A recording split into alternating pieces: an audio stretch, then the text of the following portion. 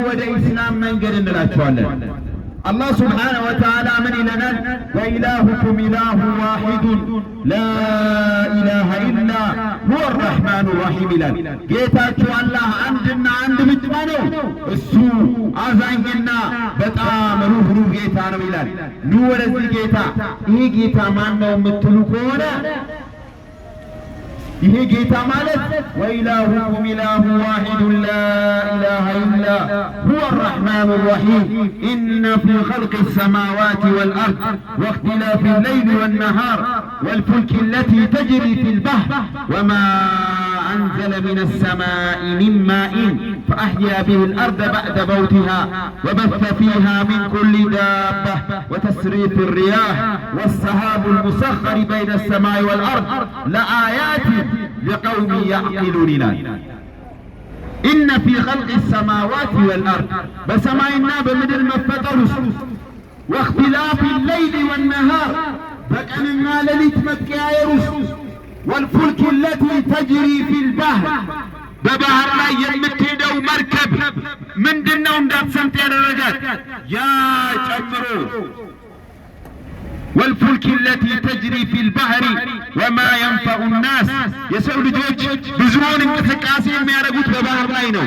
ባህሮች ላይ መርከቦች እንዳይሰምጡ የሚያደርገው ውቅያኖስና ባህርን የፈጠረው ያ እሱ ነው አላህ ማለት ይለናል። በሰማይ ላይ ዳመናዎች እንዲንቀሳቀሱ የሚያደርገው ጌታ ነው አላህ ማለት። ከሰማይም ዝናብን ያዘነበ ጌታ ነው አላህ ማለት። ከዛም በኋላ አዝርት፣ ፍራፍሬ፣ ዘሮች፣ የተለያዩ ምግቦችን ለሰው ልጆች እንዲመገቧቸው ያበቀለላቸው ጌታ ነው አላህ ማለት።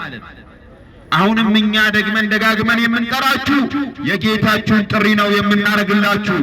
ያ ቀውመና አጂቡ ዳኢ አላህ ወአሚኑ ቢህ ይግፊር ለኩም ዙኑበኩም ወዩጂርኩም ሚን አዛቢን አሊም።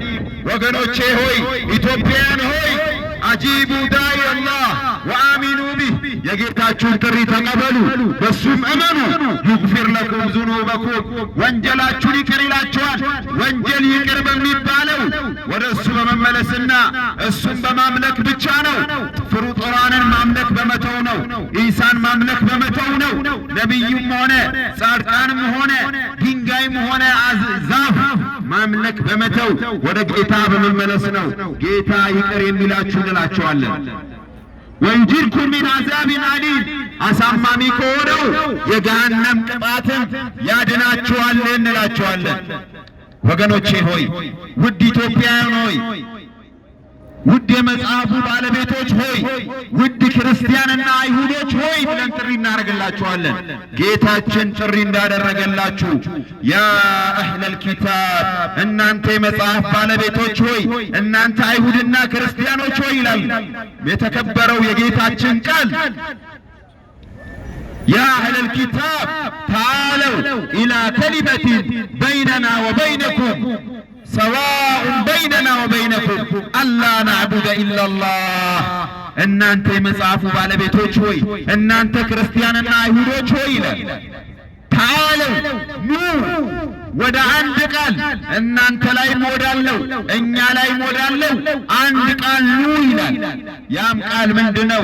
አላ ነዕቡደ ኢላላህ ከአንድ አምላክ ውጪ ሌላን ነገር ላናመልክ፣ ወላ ኑሽሪከ ቢሂ ሸይአ በሱ ላይ ማንኛውንም ነገር ባላንጣና ሸሪክ ላናደርግ ብቻውን ልናመልከው ይላል። ኑ ወደዚህ ቃል። መዳኛው መንገድ ይሄ ነው እንላቸዋለን። በእስልምና ወንጀል አይወረስም። አዳም ባጠፋው እኛ አንጠየቅም። አባቴ በገደለው ሰው እኔ አልታሰርም ነው የምንላችሁ። በኢስላም ወንጀል አይወራረስም።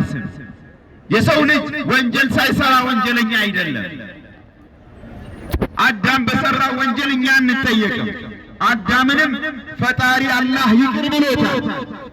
ፈታበ ዐለይህ ይላል። ይቅር በለኛ ነው ይቅር አለው። ከዛ በኋላ ከሱ የመጣ እኔን ወንጀል ይዞኝ ከዛ በኋላ ለዛ ወንጀል ደግሞ የሆነ ሰው መሞት አያስፈልገው። ፈጣሪ የሰው ልጆችን ይቅር ለማለት አንድ ሰው ከሰማይ አውርዶ እንዲገደል ማድረግ አያስፈልገው። ፈጣሪ ይቅር ባይ ጌታ ነው። ኢሳ የመርየም ልጅ አላህ ለእስራኤል ሕዝቦች የላከው የተከበረ ነቢይ ነው። 5 ከተከበሩ ነቢያቶች ውስጥ አንዱ የመርየም ልጅ ኢሳ ወይም ኢየሱስ ነው።